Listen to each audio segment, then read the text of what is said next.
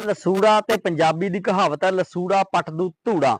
जेड़े मेरे वीरां दी शरीर दी हिस्से दी कोई भी नस खुश्क होके दब चुकी है, तुहानू आराम नहीं आ रहा या तुहाडा स्पर्म काउंट घट है या तुसी जाने हो एक अद्धे मिनट च डिस्चार्ज हो जाने हो, जेड़े भी वीरां नू इह समस्या है ते या भैणां दा स्पर्म काउंट घट है, गर्भ रुकदा नहीं ਜਾਂ ਤੁਹਾਡੇ ਸਰੀਰ ਦੇ ਜੋੜਾਂ ਦੇ ਵਿੱਚ ਕੱਟ ਦੀ ਆਵਾਜ਼ ਆਉਂਦੀ ਹੈ ਸਾਰੇ ਸਰੀਰ ਦੇ ਜੋੜਾਂ ਚੋਂ, ਜਾਂ ਫਿਰ ਤੁਹਾਡੇ ਗੋਡਿਆਂ ਦੇ ਵਿੱਚ ਜਿਹਨੂੰ ਆਪਾਂ ਕਹਿੰਦੇ ਨੇ ਗਰੀਸ ਮੁੱਕ ਗਈ, ਜਾਂ ਤੁਹਾਡੇ ਚਿਹਰੇ ਦੇ ਉੱਪਰ ਕਿਸੇ ਤਰ੍ਹਾਂ ਦਾ ਵੀ ਸਰੀਰ ਦੇ ਉੱਪਰ ਤਵਚਾ ਦਾ ਰੋਗ ਹੈ, ਚਰਮ ਰੋਗ ਹੈ ਮਤਲਬ ਖੁਜਲੀ ਹੈ, ਜਾਂ ਤੁਹਾਡੇ ਟੌਂਸਲਾਂ ਦੀ ਦਿੱਕਤ ਹੈ, ਜਾਂ ਮੂੰਹ ਦੇ ਵਿੱਚ ਛਾਲੇ ਹੁੰਦੇ ਨੇ, ਇਹ ਸਾਰੀਆਂ ਹੀ ਬਿਮਾਰੀਆਂ ਤੇ ਕਾਰਗਰ ਹੈ। ਇਹਨੂੰ ਤੁਸੀਂ ਲੈਣਾ ਕਿਵੇਂ ਹੈ ਉਹ ਧਿਆਨ ਦੇ ਲਿਓ। ਜਿਹੜੇ ਵੀ ਮੇਰੇ ਵੀਰਾਂ ਨੂੰ ਸਪਰਮ ਕਾਊਂਟ ਦੀ ਸਮੱਸਿਆ ਹੋਵੇ ਉਹ, ਕਿਉਂਕਿ ਇਹ ਜਿਹੜੀ ਚੀਜ਼ ਹੈ ਇਹ ਤ੍ਰਿਫਲਾ ਵਾਂਗੂ ਵਾਤ ਤੇ ਪਿੱਤ ਨੂੰ ਬੈਲੈਂਸ ਕਰਦਾ ਹੈ, ਵਾਤ ਤੇ ਪਿੱਤ ਨੂੰ ਬੈਲੈਂਸ ਕਰਦਾ ਹੈ। ਇਹ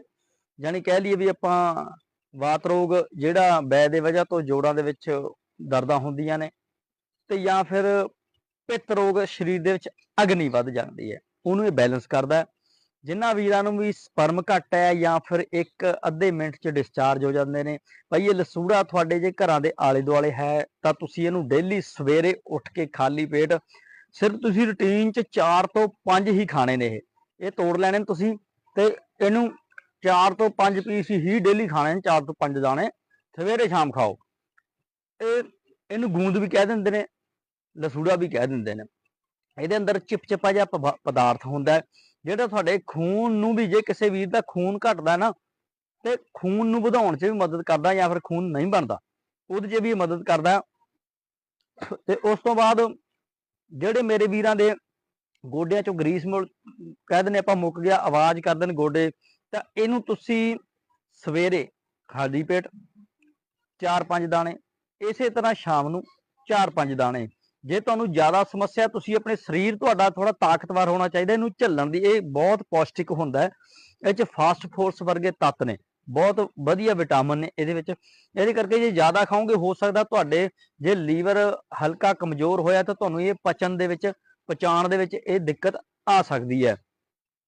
ਇਹ ਬਹੁਤ ਸਾਰੇ ਤਕਰੀਬਨ ਅਸੀਂ ਤਾਂ ਆਪਣੇ ਬਚਪਨ ਦੇ ਵਿੱਚ ਇਹ ਖਾਦੇ ਹੋਏ ਨੇ, ਜੇ ਤੁਸੀਂ ਵੀ ਕਦੇ ਖਾਦੇ ਨੇ ਤਾਂ ਜ਼ਰੂਰ ਦੱਸਿਓ।